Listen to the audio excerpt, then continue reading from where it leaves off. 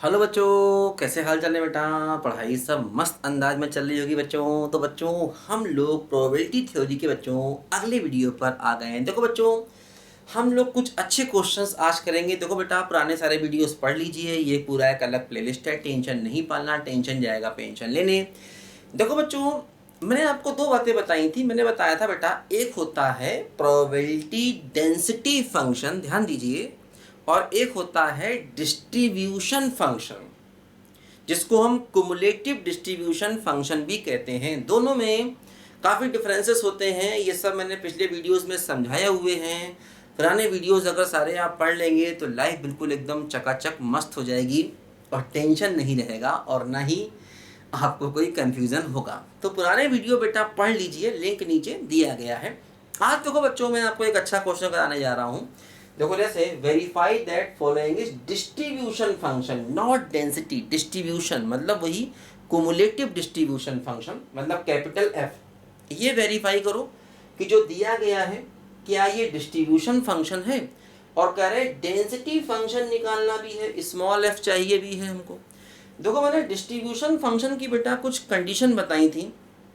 उनमें से देखो बेटा, ये सारी की सारी कंडीशन आप फुलफिल कर सकते हो आसानी से, बहुत अच्छा होगा। मैंने बताया था इसका एक ग्राफ बना लो। देखो कैपिटल एफ का बच्चों, अगर हम लोग यहाँ पर एक ग्राफ बनाएं, देखो क्या होगा, x लेस देन माइनस ए। तो देखो यहाँ पर ये कहीं माइनस ए है, तो माइनस ए के पीछे जो है ना, ये हमारा कैपिटल एफ की वैल्यू हो जाएगी 0। तो माइनस ए के पीछे देखो कैपिटल एफ हर जगह 0 है। माइनस ए से ए तक, माइनस ए से ए तक देखो कैपिटल एफ की देखो वैल्यू ये है, क्या है ये है y बराबर 1/2 x बाई ए प्लस 1, है ना। तो देखो ये ग्राफ जो है वो कुछ यहां से जाएगा और यहां पर जाएगा। x को a रखेंगे तो y की देखो वैल्यू 1 हो जाएगी, यहां पर देखो कुछ ये आएगा, और माइनस ए पर वैल्यू 0 हो जाएगी। तो ये ग्राफ कुछ देखो ऐसे करके जाएगा, यहां पर ये हाफ हो जाएगा। x को 0 रखेंगे तो y की वैल्यू हाफ हो जाएगी, 0,5 हो जाएगी, और उसके बाद x ग्रेटर देन a पर देखो इसकी वैल्यू 1 हो जाएगी, ऐसे करके। ये x एक्सिस हो गया, y एक्सिस हो गया। देखो ये इसका कैपिटल F का ग्राफ हो गया। ये लाइन आप समझ गए होंगे, y equal to this line हमको बनानी है। तो कैसे बनाएंगे, जैसे x को रख दें मान लीजिए 0, तो y की वैल्यू क्या हो जाएगी 1/2। देखो ये वाला पॉइंट आ गया 0,5। x को रख देंगे मान लीजिए a, तो x को a रख देंगे तो y की वैल्यू 1 आ जाएगी, x a पर y की वैल्यू 1 आ गई। x को रख दें माइनस a, x को रख दें माइनस a, तो y की वैल्यू 0। देखो ये माइनस a पर वैल्यू 0 हो गई, है ना। तो ये देखो इसका ग्राफ हो गया। देखो यहाँ पर क्लियर दिख रहा है कि जो हमारा कैपिटल F है उसकी वैल्यू देखो 0 और 1 के बीच में है। तो जब एक कंडीशन ये भी थी कि कैपिटल Fx की वैल्यू 0 और 1 के बीच में होनी चाहिए। देखो यहाँ पर है, 1 से कभी बड़ी नहीं है, 0 से कभी वैल्यू छोटी नहीं है, 0 1 के बीच में वैल्यू है। दूसरी बात देखो, ये फंक्शन कैसा है बच्चों, नॉन डिक्रीजिंग। देखो ये जो फंक्शन है बच्चों, ये नॉन डिक्रीजिंग है, मतलब ये या तो कांस्टेंट है या इंक्रीज कर रहा है। नॉन डिक्रीजिंग फंक्शन बच्चों यहाँ पर ये है, जो अपने आप में बच्चों इसकी एक इंपॉर्टेंट कंडीशन हुआ करती थी। तीसरी कंडीशन देखो बच्चों, एक यहाँ पर ये भी होती थी कि f ऑफ माइनस इन्फिनिटी की वैल्यू 0। देखो यहाँ पर अगर हम x को माइनस इन्फिनिटी ले जाएंगे तो फंक्शन की वैल्यू 0 हो जाएगी। और चौथी देखो कंडीशन एक ये भी थी कि f ऑफ इन्फिनिटी की वैल्यू 1। अगर हम x को प्लस इन्फिनिटी ले जाएंगे तो देखो फंक्शन की वैल्यू 1 ही रहेगी। तो ये बच्चों कुछ इंपॉर्टेंट कंडीशन थी जिनसे ये प्रूव हो जाता है कि ये फंक्शन जो है वो डिस्ट्रीब्यूशन फंक्शन था। दूसरा देखो, ये फंक्शन राइट कंटिन्यूअस होना चाहिए। अच्छा, ये तो ओवरऑल ही कंटिन्यूअस है तो राइट कंटिन्यूअस भी होगा भाई, ये ओवरऑल कंटिन्यूअस है। हाँ, ये पॉइंट्स हैं यहाँ पर देखो, कॉर्नर है तो कॉर्नर पॉइंट्स पर ये नॉन डिफरेंशिएबल जरूर है, वो हो सकता है, लेकिन कंटिन्यूअस है। तो जब कंटिन्यूअस है तो राइट कंटिन्यूअस भी हर जगह ये फंक्शन होगा। तो ये कुछ कंडीशन थी जिससे कि ये फंक्शन जो है ना अपना डिस्ट्रीब्यूशन फंक्शन प्रूव हो जाता है। फिर हमें निकालना था क्या, डेंसिटी फंक्शन। अब डेंसिटी फंक्शन कैसे निकलता, मैंने बताया था जो कैपिटल F होता है ये ऐसे करके होता है minus infinity to x small ft dt। और जब हम इसका डिफरेंशिएशन कर देते हैं तो ये स्मॉल fx आ जाता है। ये बात मैंने आपको समझाई थी पिछले वीडियोस में। तो स्मॉल fx को क्या कहते हैं, डेंसिटी फंक्शन। वही अपना पीडीएफ या प्रोबेबिलिटी डेंसिटी फंक्शन, एक ही बात है, पीडीएफ प्रोबेबिलिटी डेंसिटी फंक्शन, ये हम स्मॉल एफ को बोलते हैं। तो अगर हमें स्मॉल एफ चाहिए तो हमें कैपिटल एफ का करना पड़ेगा डिफरेंशिएशन। तो इजी है काफी। देखो स्मॉल एफ को अगर हम निकालना चाहते हैं तो हम कैपिटल एफ का कर दें डिफरेंशिएशन। इस ग्राफ को देखो मिटा देते हैं, लिखो जल्दी से बच्चों।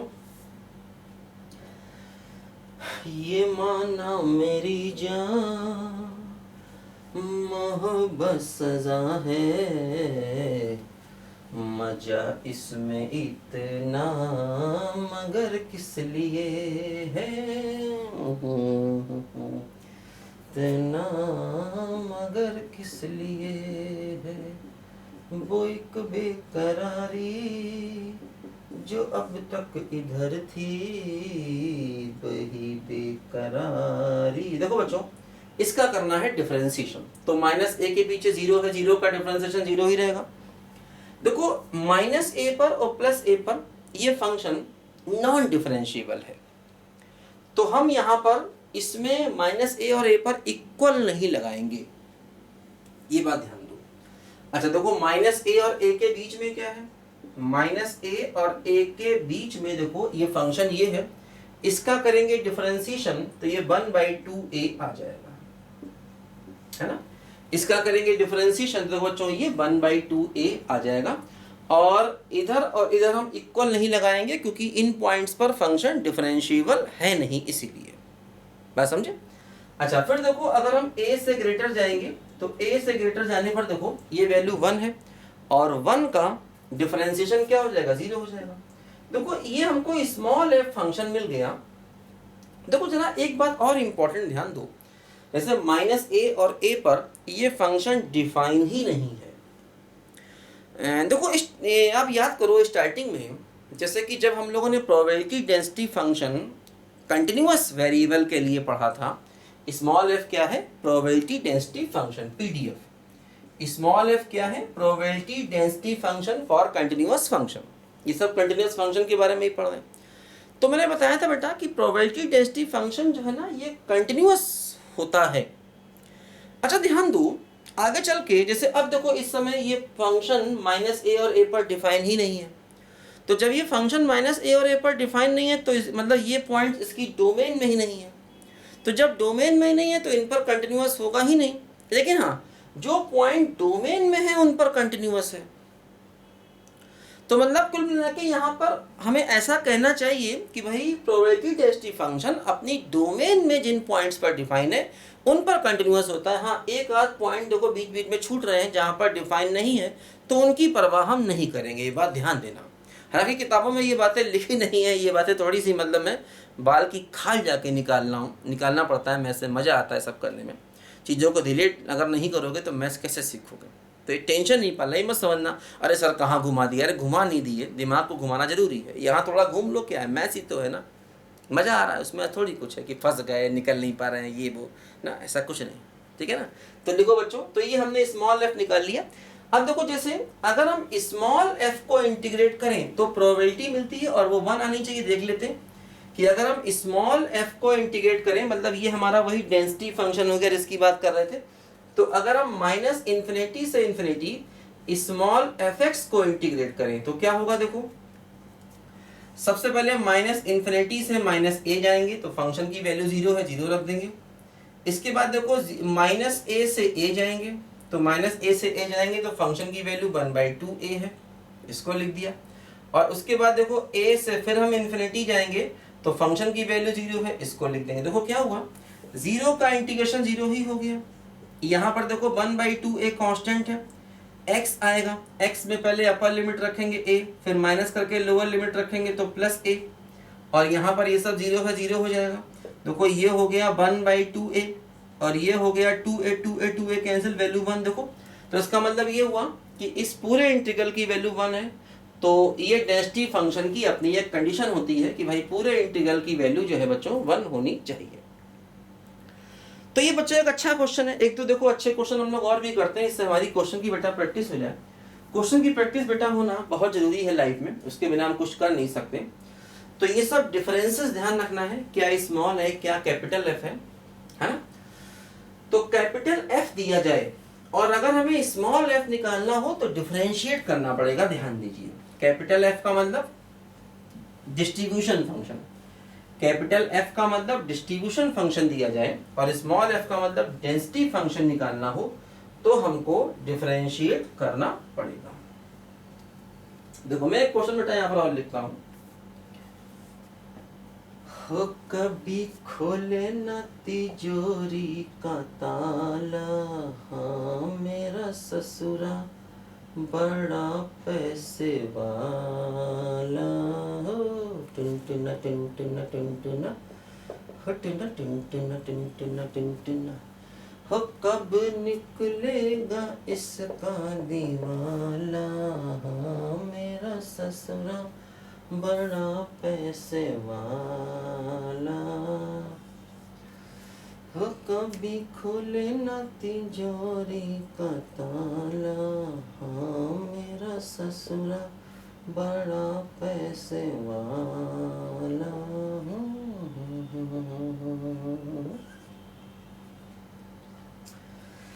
हट जाओ मत शोर करो,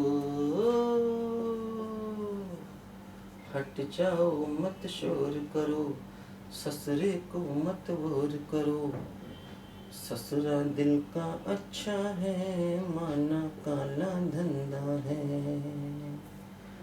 ऊंचे मिल का मालिक है, छोटे दिल का मालिक है, इतना धन कैसे आया, मैं बोलूं ऐसे आया, लूटा माल गरीबों का,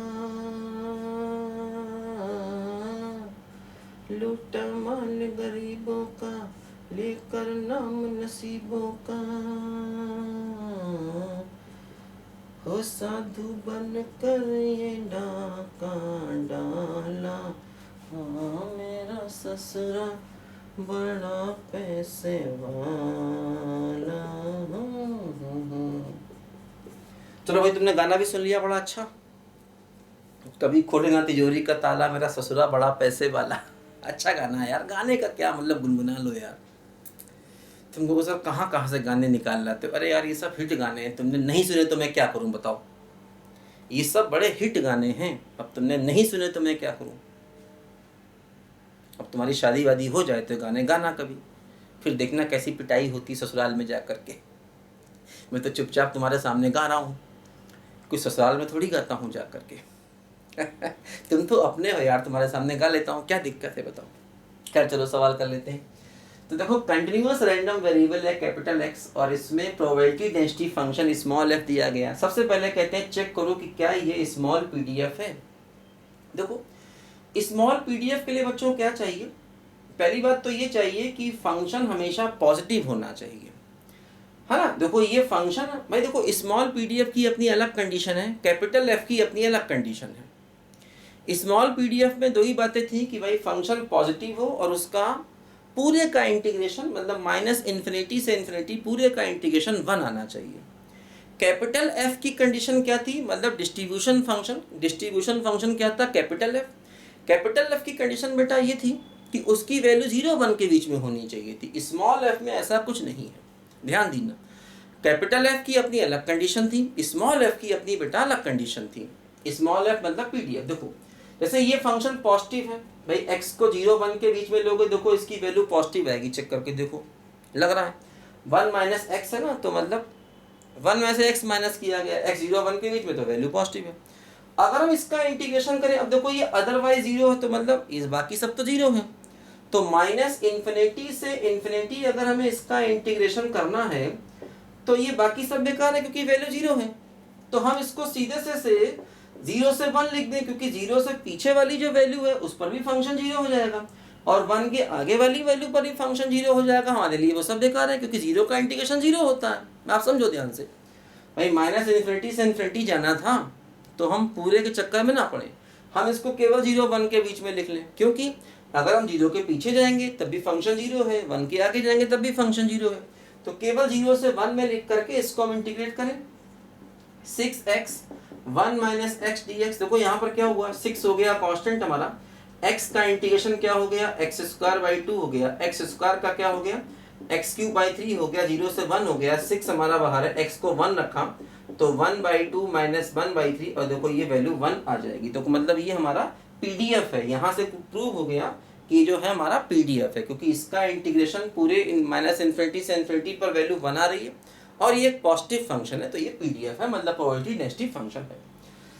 दूसरा काम देखो बच्चों, ये निकालना हमको कैपिटल एफ चाहिए। अब देखो ध्यान दो, ये सवाल बहुत बहुत बहुत इंपॉर्टेंट सवाल है, ये क्वेश्चन बहुत बहुत बहुत इंपॉर्टेंट है, ध्यान रखना। देखो कैपिटल एफ में क्या होगा, कैपिटल एफ निकालने के लिए हमें स्मॉल एफ को इंटीग्रेट करना होगा। देखो मैंने क्या बताया था कि कैपिटल एफ का मतलब होता है, मतलब डिस्ट्रीब्यूशन फंक्शन, कैपिटल एफ का मतलब क्या होता है कि माइनस इन्फिनिटी से x small f t d t या small f x d x, एक ही बात है, कुछ भी लिख सकते हैं, एफ टी डी टी भी लिख सकते हैं, एफ एक्स डी एक्स भी लिख सकते हैं। देखो ध्यान दो, अब यहाँ पर एक बात ये समझो, जो x है ना, x ये क्या क्या हो सकता है। देखो x को सारी की सारी पॉसिबल वैल्यूज देनी पड़ेंगी और इसको भी जरा देखते हुए, जैसे यहाँ x 0 से 1 तक है तो हमारा जो x है ना वो 0 से छोटा हो सकता है, x का मतलब वही रैंडम वेरिएबल। अच्छा हमारा x देखो 0-1 के बीच में भी हो सकता है, इसके हिसाब से इसको भी देखना है। तो अब मैं क्या कर रहा हूं, 0 पर इक्वल लगा रहा हूं, 1 पर इक्वल नहीं लगा रहा हूं, मतलब मैं हर पॉइंट को राइट साइड से कवर कर रहा हूं, ये एक रूल बना लो। देखो 0 पर मैंने इधर से इक्वल नहीं लगाया क्योंकि ये लेस देन है, मैंने ग्रेटर वाले पर 0 लगाया, ये लेस देन है, इस पर देखो इक्वल नहीं लगाया। ग्रेटर वाले पर मैंने इक्वल लगाया, लेस वाले पर देखो मैंने इक्वल नहीं लगाया। तीसरा देखो क्या पॉसिबिलिटी हो सकती है, x 1 से बड़ा या बराबर भी हो सकता है। देखो यहाँ ग्रेटर है, ग्रेटर के साथ में मैंने इक्वल लगाया, तो मैंने हर बार क्या किया, ग्रेटर के साथ इक्वल लगाया, लेस वाले के साथ मैंने इक्वल देखो कभी भी नहीं लगाया। समझो बात को ध्यान से। देखो 3x की पॉसिबिलिटीज हो सकती, डिपेंड करता है इसमें क्या क्या दिया गया। जैसे ये थोड़ा सा और आगे पीछे दिया जाता तो उस इंटरवल को भी हम देखते। अभी मैं और भी क्वेश्चन कराऊंगा, जैसे कि मान लो यहाँ x कुछ और भी दिया जाता, मान लो ये कहता कि x 1 से 2 तक है और यहाँ पर 7x है, मान लो ये ऐसे कहता फॉर एग्जांपल, तो हम एक कंडीशन और लेते, फिर हम x को 1 और 2 के बीच लेते, फिर 2 से बड़ा लेते, तो ये 4 कंडीशन हो जाती। इसको देखते हुए कंडीशन यहाँ पर हमको लेनी होती हैं। अगले भी क्वेश्चन और करेंगे तो आपको और भी समझ में आएंगी बातें, है ना, ये बात ध्यान दो। अब देखो अगर मैं x को 0 से छोटा लेता हूं, सबसे पहला केस क्या है, अगर मैं x को 0 से छोटा लेता हूं, देखो हमारा जो fx है ये क्या है, माइनस इन्फिनिटी से x है। तो अगर मैं x को 0 से छोटा लेता हूं, देखो 0-1 के बीच में वैल्यू ये है और 0 से कम पर भी वैल्यू 0 है और 1 से ज्यादा पर भी वैल्यू 0 है। तो 0 से कम पर वैल्यू 0 है तो इसकी वैल्यू 0 हो गई। अब वैल्यू 0 हो गई तो उसका इंटीग्रेशन भी 0 ही हो गया। अच्छा दूसरा केस देखो, अगर मैं लेता हूं, अगर मैं x को 0 और 1 के बीच में लेता हूं, देखो ध्यान दो, अब हमारा जो कैपिटल X होगा ये क्या होगा, क्योंकि मुझे X दिया है 0-1 के बीच में, X मुझे दिया है 0 से 1 के बीच में। अब देखो जरा ध्यान देना है बच्चों, यहाँ पर जरा ध्यान दो इसको। देखो जैसे ये है 0, ये है 1 और यहाँ पर कहीं x है, x क्या है 0-1 के बीच में, ठीक। यहाँ पर x 0 से छोटा था तो कोई दिक्कत नहीं आई, क्योंकि 0 से कम पर इसकी वैल्यू हर बार 0 है, क्योंकि 0-1 के बीच में वैल्यू ये है। अगर x 0-1 के बीच में है तो ये वैल्यू है, अगर x 0 से लेस होगा तब भी वैल्यू 0 है, और अगर x 1 से बड़ा होगा तब भी वैल्यू 0 है। इसके अकॉर्डिंग यही तो दिया है ना, देखो ध्यान से। तो अब यहाँ पर हमें x दिया है 0-1 के बीच में, तो हमें चलना कहाँ से, माइनस इन्फिनिटी से x तक जाना है, हमें माइनस इन्फिनिटी से चल करके x तक जाना है। तो देखो क्या हुआ, तो हम सबसे पहले इसको लिखेंगे माइनस इन्फिनिटी से x और fx dx। अब देखो दिक्कत यहाँ पर बच्चों ये है कि ये 0 के पीछे इसकी वैल्यू 0 है और 0-1 के बीच में इसकी वैल्यू ये है, तो हमें इसको दो पार्ट में ब्रेक करना पड़ेगा। एक पार्ट तो हुआ माइनस इन्फिनिटी से 0, जहां पर इस फंक्शन की वैल्यू 0 लेनी होगी, फिर अगला पार्ट हुआ 0 से x तक, तो 0 से x तक इस फंक्शन की वैल्यू देखो हमें यहाँ पर ये लेनी होगी। जरा इस बात को ध्यान से समझ लीजिए, क्योंकि हमें x तक जाना था, माइनस इन्फिनिटी से x तक जाना था, तो सबसे पहले हम माइनस इन्फिनिटी से 0 तक गए, फिर 0 से x तक आएंगे। माइनस इन्फिनिटी से 0 तक आपकी वैल्यू 0 है, और 0 से x तक जो आपकी वैल्यू है वो ये ली जाएगी, क्योंकि 0 1 के बीच में x कहीं पर भी है तो ये वैल्यू है। अब ये तो 0 ही हो गया, इसको इंटीग्रेट कर सकते हैं। 6x का मतलब क्या हुआ, 6x² 6x² क्या हो गया, 6x³ 3, और 0 से लेकर के x तक हो जाएगा, तो ये क्या हो जाएगा, ये हो जाएगा देखो 3x² - 2x³। देखो ये हमारा कैपिटल fx बच्चों ऐसा यहाँ पर हो जाएगा, 3x² - 2x³। 0 पर इक्वल लगाया है, 1 पर नहीं ध्यान देना। तीसरा केस देखो, तीसरा केस हमें क्या दिया गया, x > 1। अब देखो हमारा जो x है वो 1 के कहीं आगे है। हमारा देखो जो x है ना, हमारा जो x है अब वो यहाँ पर कहीं 1 के आगे। अब मुझे माइनस इन्फिनिटी से x तक जाना है, तो जब मुझे माइनस इन्फिनिटी से x तक जाना होगा तो मुझे क्या करना होगा, देखो इसके अकॉर्डिंग, देखो भाई क्या है, 0 के पीछे फंक्शन की वैल्यू 0 दी गई है, 0 के आगे भी फंक्शन की वैल्यू हर जगह 0 दी गई है। समझो बात को ध्यान से, 0 1 के बीच में देखो फंक्शन की वैल्यू ये है 6x × 1 - x, ये वैल्यू यहाँ से यहाँ तक है। तो जब मुझे माइनस इन्फिनिटी से x तक जाना है तो पहले मुझे माइनस इन्फिनिटी से 0 जाना होगा, और माइनस इन्फिनिटी से 0 में वैल्यू को 0 लेना होगा। इसके बाद मुझे 0 से 1 तक जाना होगा, 0 से 1 तक जब हम जाएंगे तो फंक्शन की वैल्यू को ये लेंगे 6x1 - x dx, और उसके बाद मुझे 1 से x तक जाना होगा। तो जब 1 से x तक जाना होगा तो फिर मुझे फंक्शन की वैल्यू को 0 लेना होगा। बस समझे, क्योंकि 0 और 1 के बीच में फंक्शन की वैल्यू ये है, 0 से कम पर फंक्शन की वैल्यू 0 है, और 1 से ज्यादा पर भी देखो फंक्शन की वैल्यू 0 है। तो ये तो 0 ही हो गया।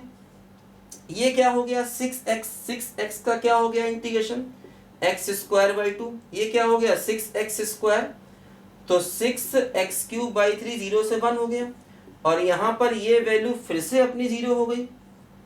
बात को ध्यान से समझो। तो कुल मिला के देखो क्या बचा, कुल मिला के बचा ये हो जाएगा 6/2 3 और -2, तो ये 1 बचेगा कुल मिला के फाइनली इसकी वैल्यू। तो ग्रेटर इक्वल टू 1 पर देखो इसकी वैल्यू 1 आ गई, ये हमारा बच्चों कैपिटल F आ गया। तो कैपिटल F कैसे निकालना है, ये स्मॉल f पर डिपेंड करता है। जैसे यहाँ पर इसने 0 1 के बीच में फंक्शन दिया है, इसके अलावा फंक्शन 0 दिया है। तो हमें पहली बात तो ध्यान रखना, कैपिटल X निकालते समय X की सारी वैल्यूज देनी है, पूरी रियल लाइफ। जैसे यहाँ देखो हमने X को 0 से कम भी लिया, 0 1 के बीच भी लिया, 1 से बड़ा भी लिया, X की सारी वैल्यू कवर करनी है, ये बात नहीं भूलनी है आपको, एक एक करके इसके अकॉर्डिंग।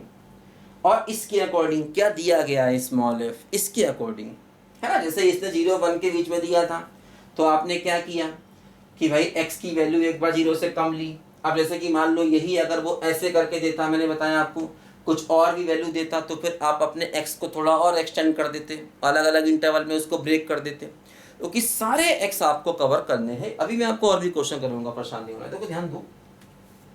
ये अपना जो है बच्चों कैपिटल F की वैल्यू आ गई, तो मतलब हमारा जो कैपिटल F देखो आया, अब मैं उसको यहाँ पर लिख दूं, देखो कैपिटल F क्या आया, जो हमारा कैपिटल F आया वो देखो कैपिटल F हमारा ये आया कि x अगर 0 से कम है तो इसकी वैल्यू 0 आई, x अगर 0 और 1 के बीच में है तो कैपिटल F की देखो वैल्यू ये आई 3x² - 2x³, और अगर x 1 या 1 से ज्यादा है तो कैपिटल F की वैल्यू 1 आ गई। ये देखो ये हमारा कैपिटल F आ गया। हमने देखो क्या किया, ग्रेटर के साथ में, ग्रेटर वाले के साथ में इक्वल लगाया है। ये एक रूल बना लो, ग्रेटर के साथ में इक्वल लगाना। ये हमारा डिस्ट्रीब्यूशन फंक्शन बच्चों यहाँ पर देखो आ गया, इस बात को जरा ध्यान से समझो। अच्छा, अब देखो जरा ध्यान दो बच्चों यहाँ पर कि हमें एक और यहाँ पर क्वेश्चन करना है। इसको जरा चेंज कर लो, 1/3 से इसको 2/3 कर लो, थोड़ा चेंज कर लो इसको, 1/3 से इसको 2/3 कर लो, है ना। इसको थोड़ा सा बच्चों यहाँ पर चेंज कर लो। इसकी हमें बच्चों यहाँ पर प्रोबेबिलिटी चाहिए है। देखो ध्यान दो कैसे निकलेगा ये सवाल। प्रोबेबिलिटी के लिए क्या करना होता है, स्मॉल एफ को इंटीग्रेट करना है, कैपिटल एफ को नहीं, ध्यान देना। प्रोबेबिलिटी निकालने के लिए स्मॉल एफ को इंटीग्रेट करना है, कैपिटल एफ को इंटीग्रेट नहीं करना है, ध्यान देना। तो कैपिटल एफ का काम देखो यहां से खत्म हो गया, इसको मैं यहां से हटा देता हूं। हट जाओ मत शोर करो, ससुरे को मत बोर करो, ससुरा अच्छा बंदा है, माना काला धंधा है, ऊंचे मिल का मालिक है, छोटे दिल का मालिक है, इतना धन कैसे आया, मैं बोलूं ऐसे आया, चूसा खून गरीबों का। देखो बच्चों ये रूल होता है प्रोबेबिलिटी का, probability of A after B इसको हम लोग बोलते हैं, ये प्रोबेबिलिटी का रूल होता है। ये बात मैंने पहले भी आपको समझाई थी। प्रोबेबिलिटी की बेसिक प्लेलिस्ट, प्रोबेबिलिटी क्या होता है, प्रोबेबिलिटी कैसे निकालते हैं, इसको बहुत डिटेल से बेटा मैंने पढ़ाया हुआ है। उसकी बेसिक प्रोबेबिलिटी की बेसिक प्लेलिस्ट का लिंक नीचे दिया गया, उसको जाके पढ़ लीजिए, बहुत मजा आएगा। देखो ध्यान दो, तो जैसे ये a बाई बी है, तो a बाई बी चाहिए हमको, तो क्या हुआ, x less than half divide by x between 1/3 से 2/3। तो ये क्या होगा, ये होगा प्रोबेबिलिटी ऑफ इन दोनों का इंटरसेक्शन,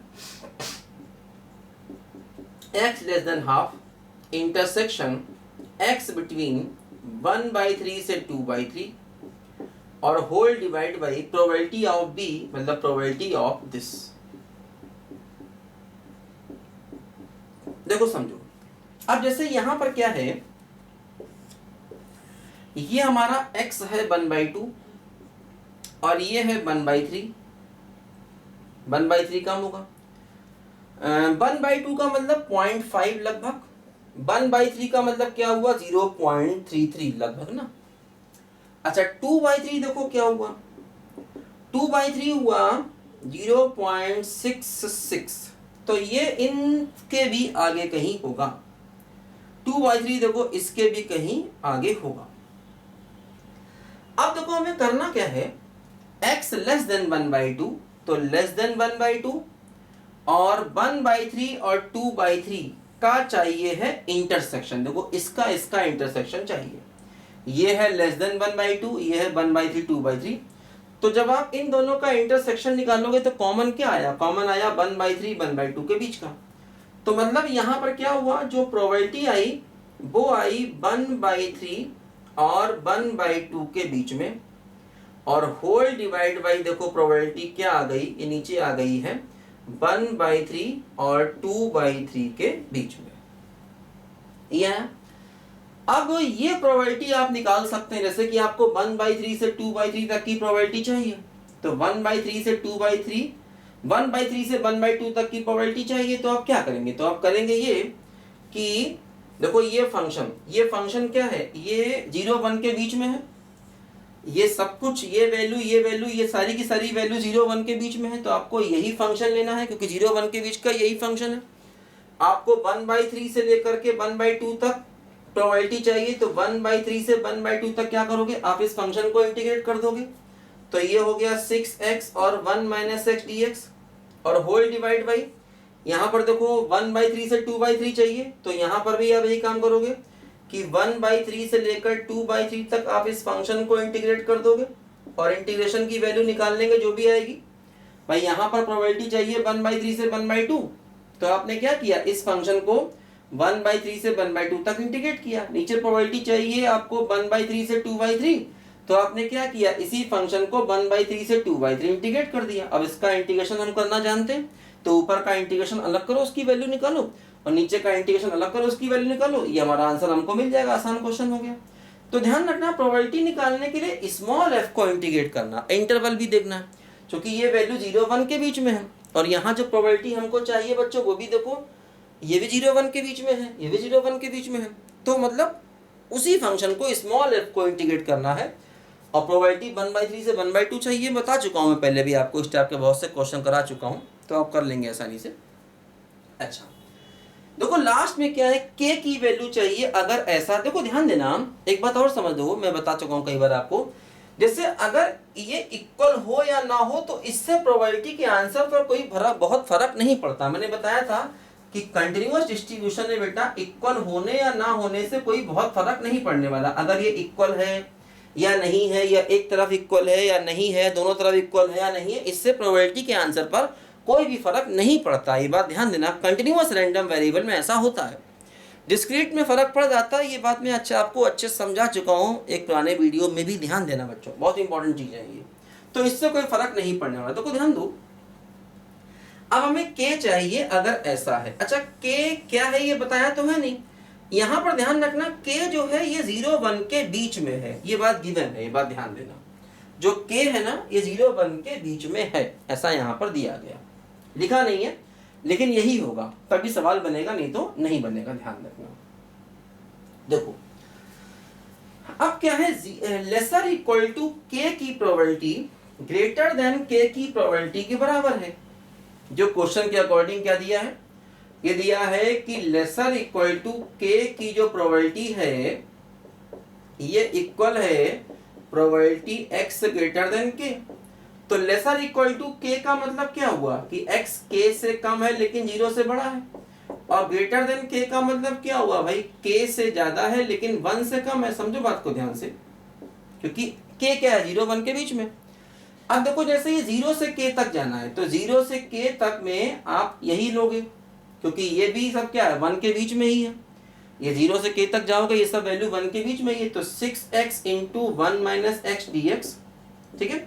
और यहां से देखो k से 1 तक जाना है तो k से लेकर के 1 तक वही है 6x into 1 minus x d x. ध्यान दो, अब इसका इंटीग्रेशन कर लोगे, 6x है तो 6x स्क्वायर बाई 2 होगा, 6x स्क्वायर है तो 6x क्यूब बाई 3 हो गया, ठीक है। और 0 से k तक हो गया। यहां देखो ये हो गया 6x स्क्वायर बाई 2 और 6x क्यूब बाई 3, और यहां पर देखो ये k से 1 तक हो गया। x की जगह k रखोगे तो ये क्या हो जाएगा 3x स्क्वायर माइनस 2, है ना, ये हो जाएगा 3k स्क्वायर माइनस 2k की पावर 3। और यहां पर देखो ये हो जाएगा 3 इंटू, पहले रखोगे 1 तो 3 इंटू 1 माइनस 2 इंटू 1, और फिर पूरे में से माइनस करोगे और k रखोगे तो हो जाएगा 3 इंटू के स्क्वायर 2 इंटू के की पावर 3, है ना। तो इस तरीके से बच्चों देखो क्या होगा, एक ये इक्वेशन बन जाएगी, क्यूबिक इक्वेशन देखो यहां से बनेगी। क्या हुआ देखो 3k स्क्वायर माइनस 2k की पावर 3, और 3 माइनस 2 1 हो गया, तो 1 माइनस 3k स्क्वायर प्लस का 4k की पावर 3, है ना, सॉरी 2k की पावर 3, तो ये हो जाएगा 4k की पावर 3, है ना, और माइनस का 6k स्क्वायर प्लस 1 बराबर 0। देखो ऐसा हमें यहां से एक क्यूबिक इक्वेशन बच्चों ये मिल जाएगी, 4k की पावर 3 6k स्क्वायर प्लस 1। अब क्यूबिक इक्वेशन को सॉल्व करना तो आप जानते हैं कि नहीं, अभी तो वही आना चाहिए, बोलो क्यूबिक इक्वेशन को सॉल्व करना जानते हैं कि नहीं जानते हैं। फैक्टर थ्योरम से सॉल्व करनी पड़ती है, चेक करना पड़ता है ना, चेक करना पड़ता है कि क्या रखें जिससे ये 0 आ जाए। कर लोगे इतना, हमें लगता कर लोगे, सीखो इतना तो आना चाहिए ना यार। अब मतलब बीएससी मेसी में हमें, तो क्यूबिक इक्वेशन सॉल्व कैसे करते हैं, पहले k की वैल्यू रखो। देखो k बराबर 1/2 रखने पर शायद ये 0 होगा। एक रफ आइडिया से क्या होता है ना, जैसे कि अगर हम 4 को कॉमन लें तो यहाँ 1/4 आ जाएगा। तो जैसे कि कांस्टेंट टर्म को कॉमन ले लोगे ना तो ये 1/4 आ जाएगा, तो 1/4 का एक फैक्टर 1/2 हो गया, तो 1/2 रखने पर शायद ये 0 हो रहा है। देखो तो k इक्वल टू 1/2 इसका एक फैक्टर हो जाएगा। फिर क्या करेंगे, k माइनस 1/2 से इसको डिवाइड कर देंगे तो हमें 2 और वैल्यूज मिल जाएंगी। लेकिन ध्यान रखना k की 3 वैल्यूज मिलेंगी, लेकिन k की वही वैल्यू लेनी है जो 0 1 के बीच में आएगी, जो कि हाफ होगी। तो क्यूबिक इक्वेशन बच्चों सॉल्व करना हमको आना चाहिए, है ना। क्यूबिक इक्वेशन सॉल्व करना बेटा आना चाहिए, नहीं आ रही है तो दिक्कत है। चलो मैं कर देता हूँ यार, तुम लोग बुरा बहुत जल्दी मान जाते हो कि सर कर दो यार। चलो भाई कर देते हैं। देखो ध्यान दो, क्या है बच्चों, k इक्वल टू 1/2 रखोगे, चेक करो तो ये क्या होगा, ये हो जाएगा 4 इंटू 1/8 माइनस 6 इंटू 1/4 प्लस 1, तो 1/2 माइनस 3/2 प्लस 1, देखो ये 0 आ गया। तो मतलब ये हुआ कि 2k-1 इसका एक फैक्टर है, 2k-1 इसका एक फैक्टर है। फिर क्या करते हैं, देखो 2k-1 से इसको कर देते हैं पूरे को डिवाइड। ये तरीका होता है बच्चों, आपको शायद मालूम होगा, नहीं मालूम है तो सीखो बेटा, ये सब आना चाहिए हमको। फर्स्ट को फर्स्ट से डिवाइड करते हैं तो 2k² आएगा। फर्स्ट टर्म से डिवाइड करोगे 2k² आएगा। जो आया इसको इसी से मल्टीप्लाई कर दो, जो आया इसको इसी से मल्टीप्लाई कर दो, तो 4k³ माइनस 2k², इसमें से इसको माइनस कर दो तो ये क्या होगा, माइनस का 4k² प्लस 1 हो गया। फिर फर्स्ट को फर्स्ट से डिवाइड करोगे तो माइनस का 2k आएगा, माइनस 2k को मल्टीप्लाई कर दो तो माइनस का 4k² प्लस का 2k, ये प्लस ये माइनस कैंसिल हुआ तो माइनस का 2k प्लस 1 और माइनस 1 आएगा तो ये हो जाएगा माइनस का 2k प्लस 1, ये 0 आ गया। तो ये देखो एक और टर्म आ गया। तो मतलब देखो यहाँ पर क्या हुआ, देखो यहाँ पर ये है कि एक फैक्टर तो आ गया 2k-1 और दूसरा फैक्टर देखो ये आ गया 2k² माइनस 2k-1 बराबर 0। तो यहाँ से k की वैल्यू 1/2 आ गई। इसको 0 करोगे तो k की वैल्यू देखो और आएगी, तो k की देखो वैल्यू क्या आएगी, minus B plus minus √b² minus 4ac और अपॉन 2a, तो क्या हो गया 2 प्लस माइनस 2√3/2, तो 1 प्लस माइनस √3, ये आया है ना। देखो k की ये वैल्यू आई, क्या आई बच्चों, k की वैल्यू 1 प्लस माइनस √3 2a, ये 4 होगा, sorry, minus B plus √b² minus 4ac upon 2a, तो ये 4 हो गया, ये 4 हो गया, तो देखो यहाँ पर 2 आ गया। देखो ये जो वैल्यू आई है बच्चों, ये क्या आई है, 1 माइनस √3/2 और ये आई है 1 प्लस √3/2। ये वैल्यू निगेटिव है तो 0 से कम है, नहीं लेनी। ये वैल्यू 1 से ज्यादा, ये भी नहीं लेनी। तो मतलब k की ये वैल्यू कैंसिल हो गई है, कुल मिलाकर के 1 प्लस माइनस √3/2 वाली वैल्यू कैंसिल हो गई है। k की वैल्यू हाफ ही हमारा सही आंसर है। तो इस तरीके से बच्चों हम लोगों ने ये क्वेश्चन किया, काफ़ी अच्छे क्वेश्चन है बच्चों, बिना क्वेश्चन के बेटा हम कुछ नहीं कर सकते। तो करते रहिए अच्छे अच्छे क्वेश्चन, टेंशन नहीं पालना। मिलेंगे बेटा अगले वीडियो में, तब तक के लिए बाय बाय।